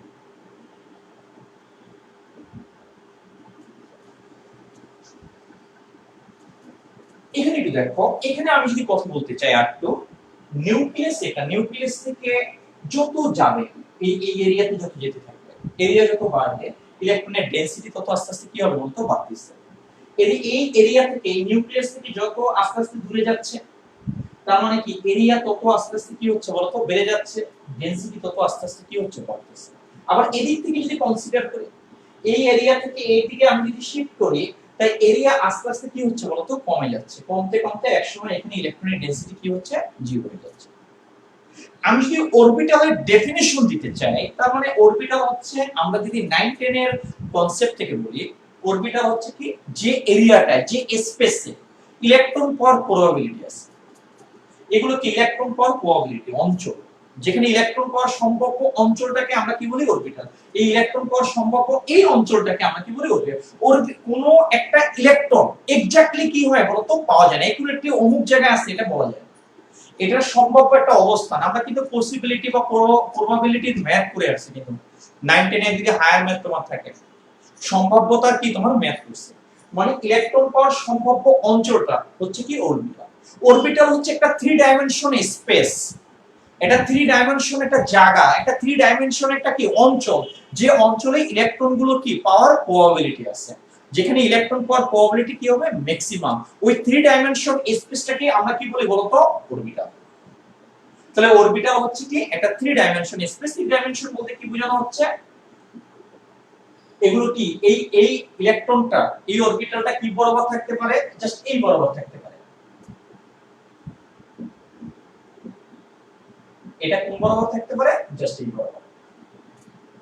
এটা কোন বরাবর থাকতে পারে, জাস্ট এই বরাবর। এটা কোন বরাবর থাকতে পারে, জাস্ট এই বরাবর। এটা x, এটা কি বলতো y, এটা কি বলতো z।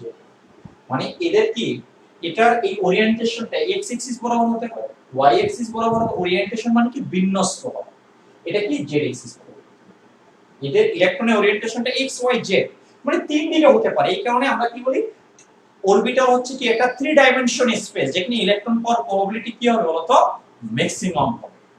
এটা হচ্ছে মডার্ন তোমার কি ডেফিনিশন। আমি এখানে একটু জায়গাটা একটু লিখে দিচ্ছি তোমাকে।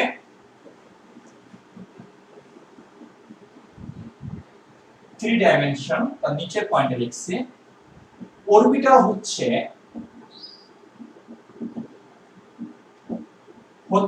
3 ডাইমেনশন মানে তিন দিকে ওরিয়েন্টেশন হতে পারে। এটা আমি একদিকে দেখাচ্ছি x এক্সিস বরাবর।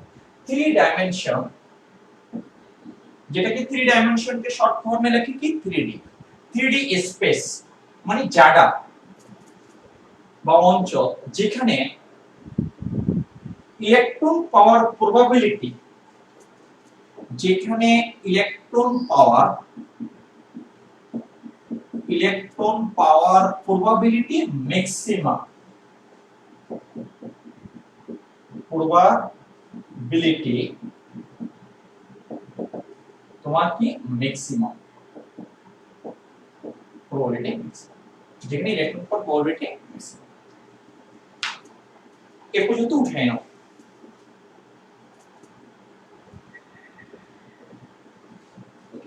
অনেকের হয়তো বা নামাজের টাইম আসছে, হ্যাঁ আজকে আমি দিতে চাই নাই দেখো, কিন্তু একটা লেকচার তুমি মিস যদি হয় তোমার এই সিলেবাসটা শেষ করতে অনেক টাইম যখন লেগে যাবে তোমার, হ্যাঁ এই কারণে আমাদের ঈদও যেন থাকে, আমাদের যেন পড়ালেখা যেন আবার যেন ব্যাহত নয়, দুটোই আমাদের দেখতে হবে। কারণ তোমার মা বাবা অনেক কষ্ট করে তোমাকে পড়াচ্ছে, কারণ হয়তোবা কেউ হয়তোবা বিল গেটস এর নাতি অথবা কেউ বিল গেটস এর নাতনি, তাদের কথা আলাদা এক্সেপশন, ঠিক আছে। ম্যাক্সিমাম নিম্ন মধ্যবর্তী বাচ্চাদের বা এখন মধ্যবর্তী বা হায়ার এডুকেশন যারা আছে, হায়ার এডুকেটেড যারা আছে, তাদের সবার হ্যাঁ মেইন অ্যাসেট হচ্ছে কি তোমার এডুকেশন। তোমার শিক্ষা থাকলে টাকা আসবে। আমাদের মেইন লক্ষ্য কি, আমরা ভালো এবং একজন মানুষ হব, দক্ষ একজন মানুষ হব এবং সৎ উপায়ে উপার্জন করব। আমাদের টাকা উপার্জন এটাও কি আমাদের কি তোমার এম ইন লাইফের একটা অন্তর্ভুক্ত। এই পড়ালেখা করো যা করো সেটা যেন সৎ উপায়ে হয়, এটা হচ্ছে মেইন টার্গেট। হ্যাঁ এটা দেখো, এই কারণে পড়ালেখার কোনো বিকল্প নেই। অ্যাটেনশন, এল এর মানটা আমরা কিন্তু এল লিখছিলাম এরকম, এল এর মান ইকুয়াল টু কি 0 টু n - 1, 2 মানে কি থেকে। এল এর মানটা, এল এর মান কার উপর ডিপেন্ড করে, n এর উপর। এল এর মান n এর মানের উপর নির্ভরশীল, n এর মানের উপর নির্ভরশীল, মানের উপর নির্ভরশীল, নির্ভরশীল। তার মানে তুমি যদি এল এর ভ্যালু যদি জানতে হয় তাহলে তোমাকে n এর মান তোমাকে জানাতে হবে, n এর মান তোমাকে দিয়ে দিতে হবে। আমাকে দুটো মান, একটা আরেকটার উপর ডিপেন্ডেন্ট, তার মানে একটা মান তোমাকে দিয়ে দেবে গিভেন ভ্যালু থাকবে, আর একটা মান তোমাকে ক্যালকুলেট করে বের করতে হবে। তাই এল এর মান আমি যদি ফাইন্ড আউট করতে চাই, এটা যদি ক্যালকুলেট করতে চাই, সো n এর মান তোমাকে কি দিয়ে দাও। তাহলে দেখো আমরা যদি n এর মান যদি তোমাকে দিয়ে দিই, n এর মানটা স্টার্টিং কত থেকে হয় 1 থেকে, আমরা জানি শক্তি স্তরগুলো 1 থেকে স্টার্ট। তুমি দেখো আমি n এর মান বের করব কোন ফর্মুলা অ্যাপ্লাই করে, 0 টু কি n - 1 ফর্মুলা অ্যাপ্লাই করে। সবাই একটু বোঝার ট্রাই করো, এই ফর্মুলাটা অ্যাপ্লাই করে আমরা n ইকুয়াল টু 1, এই 1 এখানে বসাও, 1 - 1, 1 - 1 মানে কি 0। তাহলে এই জিনিসটার মানে দাঁড়ায় কি দেখো, আমি আবার বলছি n ইকুয়াল টু 1 এখানে বসাও 1 1 কত হয় 0। তার মানে কি 0 থেকে 0, 0 থেকে 0 মানে কি 0, 0 থেকে 0 মানে কি 0। আমি বলি 0 থেকে 1 তার মানে কি 0 আর 1 আছে। আমি যদি বলি 0 থেকে 5 তার মানে কি 0 1 2 3 4 5। 5 লাখ টাকা থেকে 10 লাখ টাকা, তাহলে বুঝো 5 লাখ 6 লাখ 7 লাখ 8 লাখ 9 লাখ 10 লাখ টাকা পয়সা হইলে ব্রেনের সেলগুলো অ্যাক্টিভ হয়, ভালো না, বুঝতে পারা যায় ভালো না। ওকে, n এর মান যদি 2 হয়, তুমি এটা দেখো 2 এখানে বসাই দাও, 2 1 কত হয় 1। তাহলে এই লাইনটা কি দাঁড়ায় 0 থেকে 1। তার মানে এখানে কি 0 থেকে 1 এর মধ্যে সংখ্যা আছে কি 0 আর কি আছে বলতো 1 আছে। 0 আর কি আছে 1 আছে। আমি এই জিনিসটাকে একটু ভেঙে লিখি, 0 আর কি আছে তোমার কি আছে 1 আছে, এই 0 আর তুই যদি এখানে মানটা তুমি বসাও। তুমি একটু দেখো আমরা এখানে, তুমি দেখো আমি যদি 3 বসাই, এটা মনে বেশি বক্স হয়ে যায়, দরকার নেই একটাই 0 আর কি হয় বলতো 1, এত বক্স করলে মাথা ঘুরে যাবে। তুমি দেখো এখানে 3 যদি বসাই তাহলে এটার মান কত হয়, এখানে 3 যদি বসাই 3 1 কত হবে 2। তাহলে এই লাইনটা কি দাঁড়ায় 0 থেকে 2, যে 0 থেকে 2 এর মধ্যে কি আছে 0 সে নিজে 1 আর কি আছে 2। ঠিক একই ভাবে n এর মান আমি যদি 4 বসাই, দেখো এখানে 4 বসাও 4 1, তার মানে এই লাইনটা কি দাঁড়ায় 4 1 মানে কত 3। তাহলে 0 থেকে কি 3, তাহলে 0 থেকে 3 এর মধ্যে কি আছে 0 আছে 1 আছে 2 আছে আর কি আছে বলতো 3 আছে। এই হচ্ছে তুমি দেখো আমরা l দ্বারা, l এর মান দ্বারা আমরা উপশক্তি স্তরের সংখ্যা ইন্ডিকেট করব। দেখো এখানে দেখো আমি যদি মনে করি এটা মনে করো উপশক্তি স্তর, আমরা উপশক্তি স্তর বোঝার ট্রাই করবা।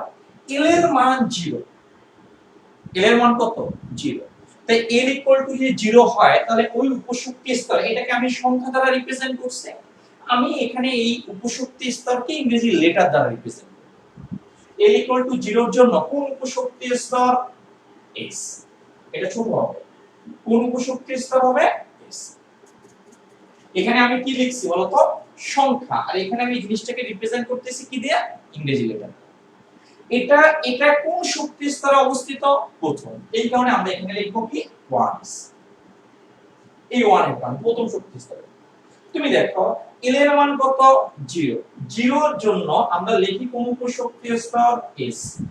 l এর মান 1 এর জন্য আমরা এখানে লিখি কত p। তাহলে এরা কোন উপশক্তি স্তর, এটা কোন শক্তি স্তরে অবস্থান করে দ্বিতীয়, n এর মান দ্বারা ইন্ডিকেট করে কি শক্তি স্তর, তাই দ্বিতীয়, এই কারণে এটার পাশে লিখব 2 আর এটার পাশে লিখব 2, তার মানে এটা কি 2s, এটা কত হবে। তুমি দেখো এটার জন্য কি আর l এর মান 0, 0 উপশক্তি স্তরকে s, এটাকে আমরা কি লিখি p, 2 কে আমরা কি লিখি d। এরা কোন শক্তি স্তরে অবস্থান করে তৃতীয়, এই কারণে এই উপশক্তি স্তরকে 3s, এটাকে 3p, এটাকে 3d ধরে। তুমি দেখো এটা 4 নম্বর শক্তি স্তরে উপশক্তি স্তর কয়টা, এই চারটা 0 1 2 3। 0 এর জন্য আমরা লিখি কি উপশক্তি স্তর s, এটাও p, এটাকে আমরা কি লিখি 2 এর জন্য আমরা লিখি কি d, 3 এর জন্য আমরা লিখি কি a। তাহলে এই উপশক্তি স্তরগুলো কোন শক্তি স্তরে আছে 4, এইখানে এই উপশক্তি স্তরকে আগে 4 বসাতে হবে, 4s 4p 4d আর এখানে কি লিখি 4s, এখানে আমরা কি লিখি 4। অর্থাৎ প্রথম শক্তি স্তর উপশক্তি স্তর একটা, সেটা হচ্ছে 1s, এটা দ্বারা বোঝায় n 2, মানে দ্বিতীয় শক্তি স্তরে উপশক্তি স্তর আছে কয়টা দুইটা, একটার নাম হচ্ছে 2s আর একটার নাম হচ্ছে কি 2p। n এর মান 3, তার মানে কি তৃতীয় শক্তি স্তরে উপশক্তি স্তর আছে কয়টা তিনটা, একটার নাম হচ্ছে 3s, একটার নাম 3p, একটার নাম কি 3d। চতুর্থ শক্তি স্তরে উপশক্তি স্তর আছে কয়টা তোমার চারটা, একটা হচ্ছে কি 4s, একটা 4p, একটা 4d, একটা। এই পর্যন্ত তুমি আসলে বুঝতে পারছো কিনা আমাকে কমেন্টসে জানাও।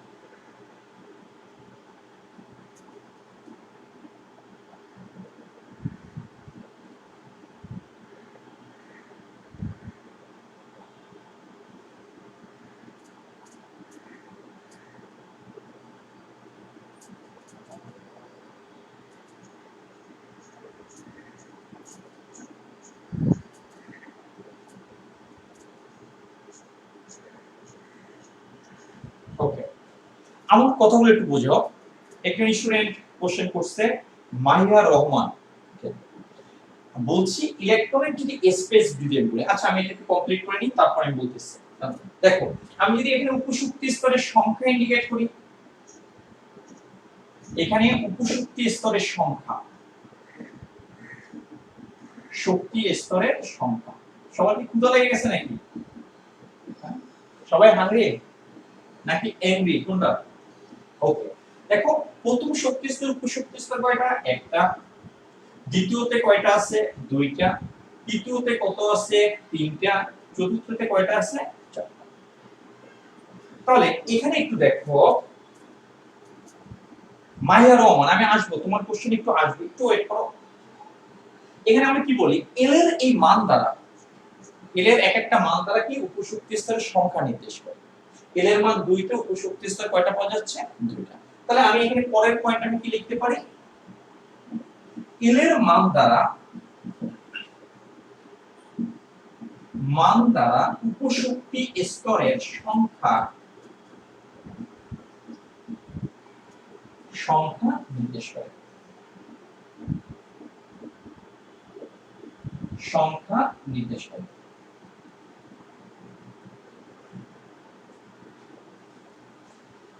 সংখ্যা নির্দেশ করে। তুমি দেখো এখানে n এর সাথে l এর সম্পর্কটা কি দেখো। n এর মান যত, দেখো n এর মানে উপশক্তি স্তরের সংখ্যা তত। n এর মান 2, উপশক্তি স্তরের সংখ্যা কত? 2। n এর মান 3, উপশক্তি স্তরের সংখ্যা কত? 3। n এর মান 4, উপশক্তি স্তরের সংখ্যা কত বলো তো? 4। 5 হতে হয়তোবা এটা মেইনটেইন করবে 5 থেকে, কারণ আমরা এসপিডিএফ পর্যন্তই আমরা উপশক্তি স্তর এই চারটাকেই আমরা কনসিডার করি। 118টা মৌলের ক্ষেত্রে চারটা উপশক্তি স্তরের সাহায্যে বা অরবিটালগুলোর সাহায্যে আমরা ব্যাখ্যা করে দিতে পারবো। এই কারণে এই 4 পর্যন্ত আলোকে বলা যায় শক্তি স্তরে প্রথম থেকে 4 নং শক্তি স্তর পর্যন্ত বলা যায় n এর মান যত হয় উপশক্তি স্তরের সংখ্যা হয় কত বলতো? n এর মান 1, উপশক্তি স্তর পাওয়া যাচ্ছে কয়টা? একটা। 2 হলে 2টা। 3 হলে পাওয়া যাচ্ছে কয়টা? 3টা। 4 হলে উপশক্তি স্তর পাওয়া যাচ্ছে কয়টা? 4টা। তাহলে আমরা বলতে পারি n এর মান যত,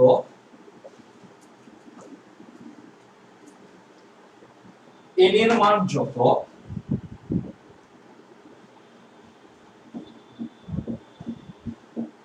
n এর মান যত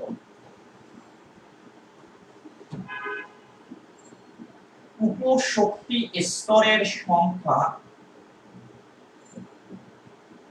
শক্তি স্তরের সংখ্যা হয় তত, সংখ্যা তত হবে। এটা আমরা এই চারটার আলোকে আমরা ব্যাখ্যা করতে পারি। এটা দেখো, এটা যদি এসপিডিএফ এর পর যদি আরো উপশক্তি স্তর থাকতো 5 এর জন্য ঠিক ওই রকমই হতো। উপশক্তি স্তর যদি f এর পর g থাকতো, g এর পর h, তখন আমরা 5 এর জন্য কনসিডার করতে পারতাম, 6 এর জন্য কনসিডার করতাম। তখন আমাদের কি এই মানটা কি হতো, এই লাইনটা স্টেটমেন্টটা 100% কি হতো বলতো? সঠিক। 100% কি হতো বলতো? সঠিক। এখন দেখো তুমি মনে করো আমাদের মিরপুর ক্যান্টনে যদি তুমি যাও,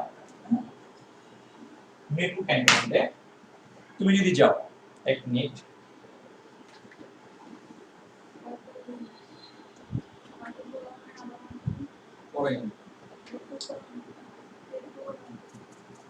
ওকে, এটা দেখো বাংলাদেশের যদি তোমার 5টা যদি কলেজের ক্ষেত্রে, বাংলাদেশে যদি 5টা যদি তুমি শিক্ষা প্রতিষ্ঠান ধরো, আবার তুমি মনে করতে পারো স্যার একটু বাড়ায় বলতেছে, যদি তোমার যদি একাডেমিক বেস যদি কোনো প্রতিষ্ঠান থাকে, একাডেমিক বেস মানে প্রতিষ্ঠানটা দেখতে সুন্দর এবং ভিতরে তোমার শিক্ষামূলক কার্যক্রম যদি বলো, ডিজিটাল যদি কার্যক্রম বলো, সেটা সব ক্ষেত্রে, হ্যাঁ, যদি বাংলাদেশের সেরা 5টা যদি শিক্ষা প্রতিষ্ঠান বলো, তার মধ্যে একটা প্রতিষ্ঠান হবে কি মিরপুর ক্যান্টন।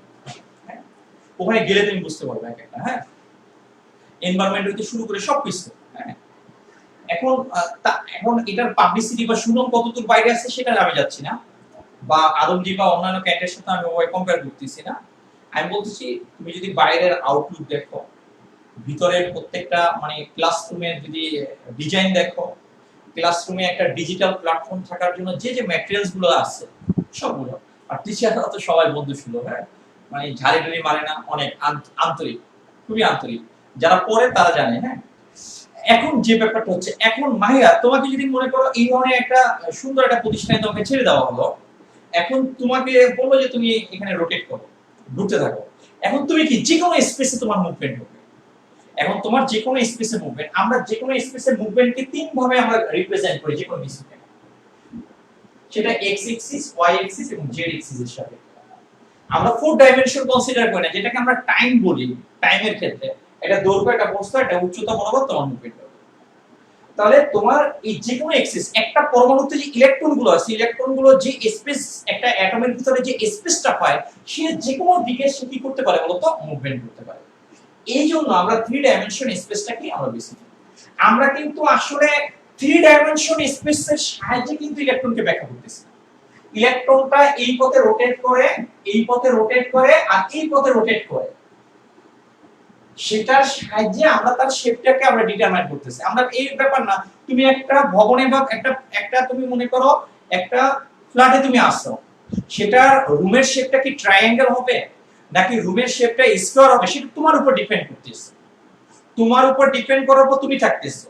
ব্যাপারটা কিন্তু এরকম না তুমি আসলে যেভাবে তুমি রোটেট করো তার উপর রুম তোমার নির্ধারণ করা। ব্যাপারটা হচ্ছে রুমটা আগে সিলেক্টেড থাকে, তুমি ওখানে থাকো। বাট ইলেকট্রনের ক্ষেত্রে এটা না, ইলেকট্রন এভাবে রোটেট করে, তার উপর ডিপেন্ড করে কি করা হয়, তার শেপটা কি করা হয় বলতো, নির্ধারণ করা হয়। তার উপর শেপটা কি হয়, নির্ধারণ করা হয়। আমি আগে বলি নাই যে এ থ্রি ডাইমেনশন স্পেসে থাকে, সে এভাবে রোটেট করে থ্রি ডাইমেনশন স্পেসে। এরপর আমি বলতেছি যে ইলেকট্রনটা আসলে থ্রি ডাইমেনশন স্পেসে কি করে বলতো, রোটেট করতে থাকে। ওকে,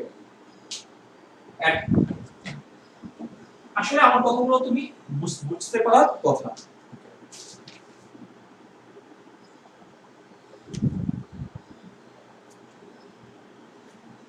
দেখো এই উপশক্তি স্তরে আমরা সহকারী কোয়ান্টাম সংখ্যা দিয়ে আমাদের লেকচার শেষ করব, বাট এটা কমপ্লিট করে যেতে হবে, তাহলে আর পরে মনে থাকবে না।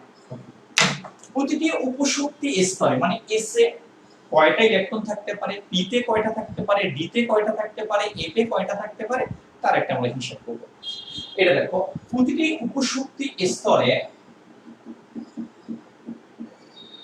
উপশক্তি স্তরে ইলেকট্রন ধারণ ক্ষমতা, ইলেকট্রন ধারণ ক্ষমতা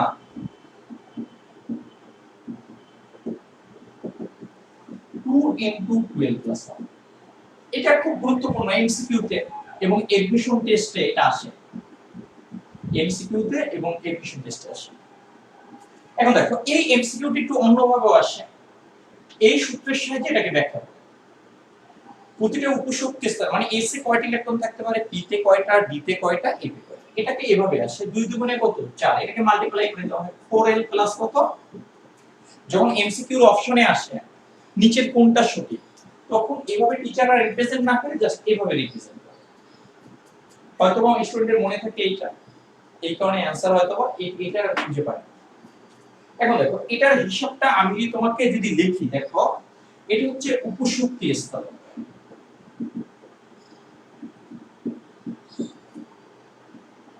এটা হচ্ছে এল এর মান,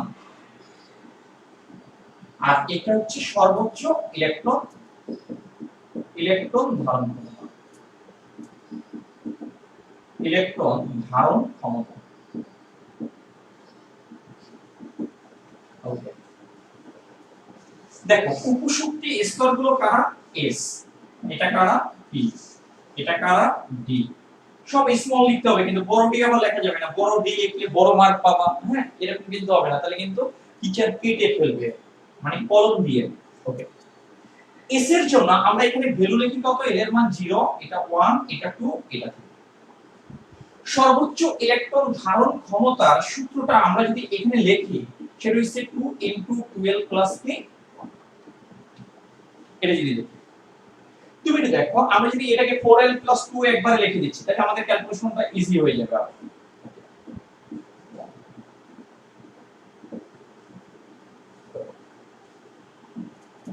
দেখো এখানে যদি আমি l এর মান যদি বসাই দিই l = 0, 4 * 0 মানে কত 0, তাহলে আমার +2 এখানে থেকে যাচ্ছে, তার মানে এখানে ইলেকট্রন ধারণ ক্ষমতা কি, অর্থাৎ s এর সর্বোচ্চ ইলেকট্রন ধারণ করতে পারে কয়টা, দুইটা, তুমি এটা জানো 1:2:2 s এ কয়টা থাকতে পারে, দুইটা।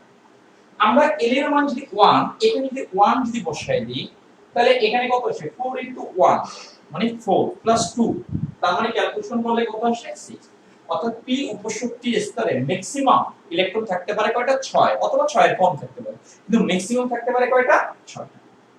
আমি যদি d তে যদি 2 লিখি তাহলে 2 এখানে বসাই দাও, d এর জন্য l এর মান কত, 2, 4 * 2 কত হয় 8, 8 + 2 = কত 10। তুমি দেখো f এর জন্য l এর মান কত 3, এখানে 3 বসাও, 4 * 3 তাহলে কত হয় 12, 12 + 2 = কত হবে বলো তো 14। তুমি দেখো এটা কিন্তু একটা সিকোয়েন্স আছে, দেখো 4 করে বৃদ্ধি পেয়েছে, 2 তার সাথে 4 বাড়াও 6, 6 এর সাথে 4 বাড়ালে কত হয় 10, 10 এর সাথে 4 বাড়ালে কত হয় বলো তো 14। মানে জাস্ট আমি সিকোয়েন্সটা বললাম, এটা এমনিতেই তোমার মনে থাকবে। তার মানে এটা মেইন সামারিটা হচ্ছে কি, s এর সর্বোচ্চ ইলেকট্রন থাকতে পারে 2টা, p তে থাকতে পারে 6টা, d তে থাকতে পারে কয়টা 10টা, এবং a তে থাকতে পারে কয়টা 14টা। ওকে, এই পর্যন্ত কারো কোনো ডাউট আছে কিনা কমেন্টসে জানাও।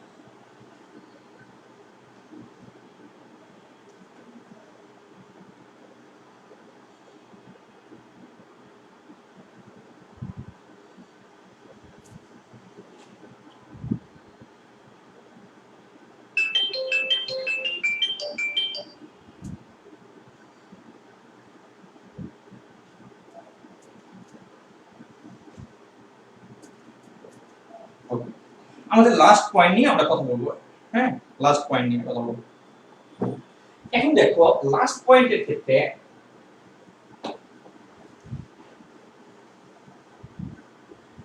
এটাও এমসিকিউ তে আসে, লাস্ট পয়েন্টটা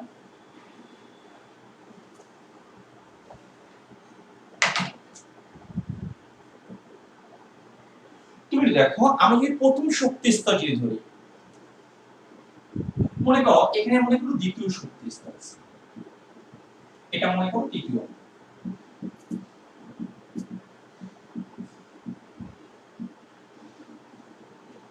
এখানে তৃতীয় শক্তি স্তরে টোটাল উপশক্তি স্তর থাকে 3টা, আমি এখানেও লিখে দিয়েছি, শক্তি স্তরের সংখ্যা যত হয় উপশক্তি স্তরের সংখ্যা হয় তত। এখানে n এর মান কত বলতো 3, উপশক্তি স্তর পাওয়া যাবে কয়টা 3, এটা 3s, এটা 3p আর এটা কি, তার মানে হচ্ছে নির্দিষ্ট শক্তি স্তর, এটাকে বলতে হবে তৃতীয় শক্তি স্তরের জন্য, নালে দ্বিতীয় শক্তি স্তরের জন্য, নালে চতুর্থ শক্তি স্তরের জন্য। এটা হচ্ছে নির্দিষ্ট শক্তি স্তরে, নির্দিষ্ট শক্তি স্তরে অন্তর্গত উপশক্তি স্তরের শক্তি মাত্রা। এটা খুবই এমসিকিউর জন্য খুবই গুরুত্বপূর্ণ, ইউনিভার্সিটি অ্যাডমিশন টেস্টের জন্য। শক্তি স্তরের শক্তি মাত্রার উপর পূরণ হবে নিম্ন।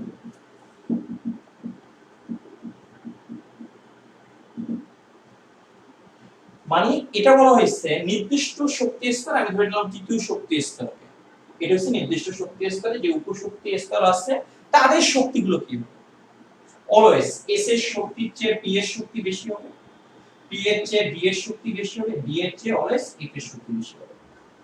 এখানে উপশক্তি স্তর আছে কোনটা 3s, 3p আর কি 3d, তাহলে এখানে কি 3s এর চেয়ে 3p এর শক্তি বেশি, 3p এর চেয়ে কি 3d এর শক্তি অলওয়েজ কি হবে বেশি হবে। তাই কোন একটা শক্তি স্তর আমি কিন্তু প্রথমের সাথে দ্বিতীয় উপশক্তি স্তরে কম্পেয়ার করতেছি না, বা দ্বিতীয়র সাথে তৃতীয় উপশক্তি স্তরে কম্পেয়ার করতেছি না, আমি কম্পেয়ার করতেছি একটা নির্দিষ্ট শক্তি স্তরে যে উপশক্তি স্তর আছে, একটা নির্দিষ্ট শক্তি স্তরে যে উপশক্তি স্তরগুলো থাকে তাদের মধ্যে কম্পেয়ার। আমি তৃতীয় উপশক্তি স্তরের জন্য এই উপশক্তি স্তর পাওয়া যাচ্ছে এগুলো, এদের মধ্যে কম্পেয়ার।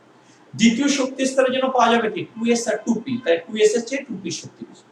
চতুর্থ শক্তি স্তরে উপশক্তি স্তর পাওয়া যাবে কি 4s, 4p, 4d, 4s, তাই 4s এর শক্তির চেয়ে 4p শক্তি বেশি হবে, 4p এর চেয়ে 4d শক্তি বেশি হবে, 4d এর চেয়ে 4f এর শক্তি বেশি হবে। কেন বেশি হবে সেটা n + l এর মান দ্বারা নির্ধারণ করা হয়, এটা এমসিকিউ তে আসে।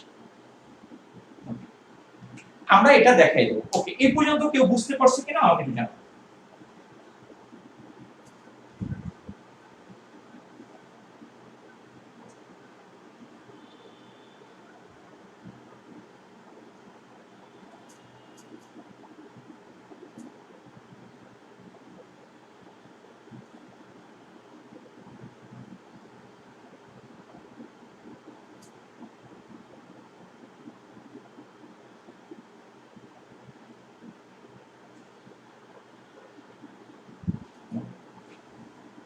ডাম্বেলটা হচ্ছে এটা মৌলিক, মানে সিনথিয়া নাকি জানি, ডাম্বেলটা হচ্ছে এটা, আর ডাবল ডাম্বেল তো এটা তো আঁকা তো এটা একটা ডাম্বেল আর এই আর একটা ডাম্বেল, এটাকে আমরা ডাবল ডাম্বেল। ফুল আঁকো না, ফুল ছোটবেলা তো ফুল টুল আঁকছে নাকি, এর তো মেয়েরা আরো ভালো আঁকে, আমি তো পচা আঁকতেছি।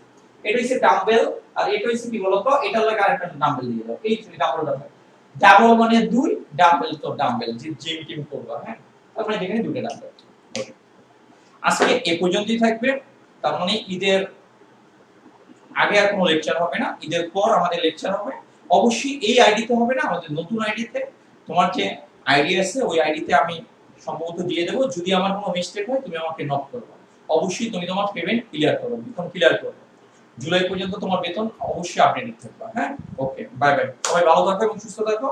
এবং রমজান মাস, রমজান তো মাস না, এটা কি ঈদুল আজহা, মানে এটা তো গরুর ঈদ, কোরবানির ঈদ। হ্যাঁ, সবাই একটু ভালো থাকবা এবং গরিব মানুষকে একটু হেল্প করার ট্রাই করবা। Bye bye.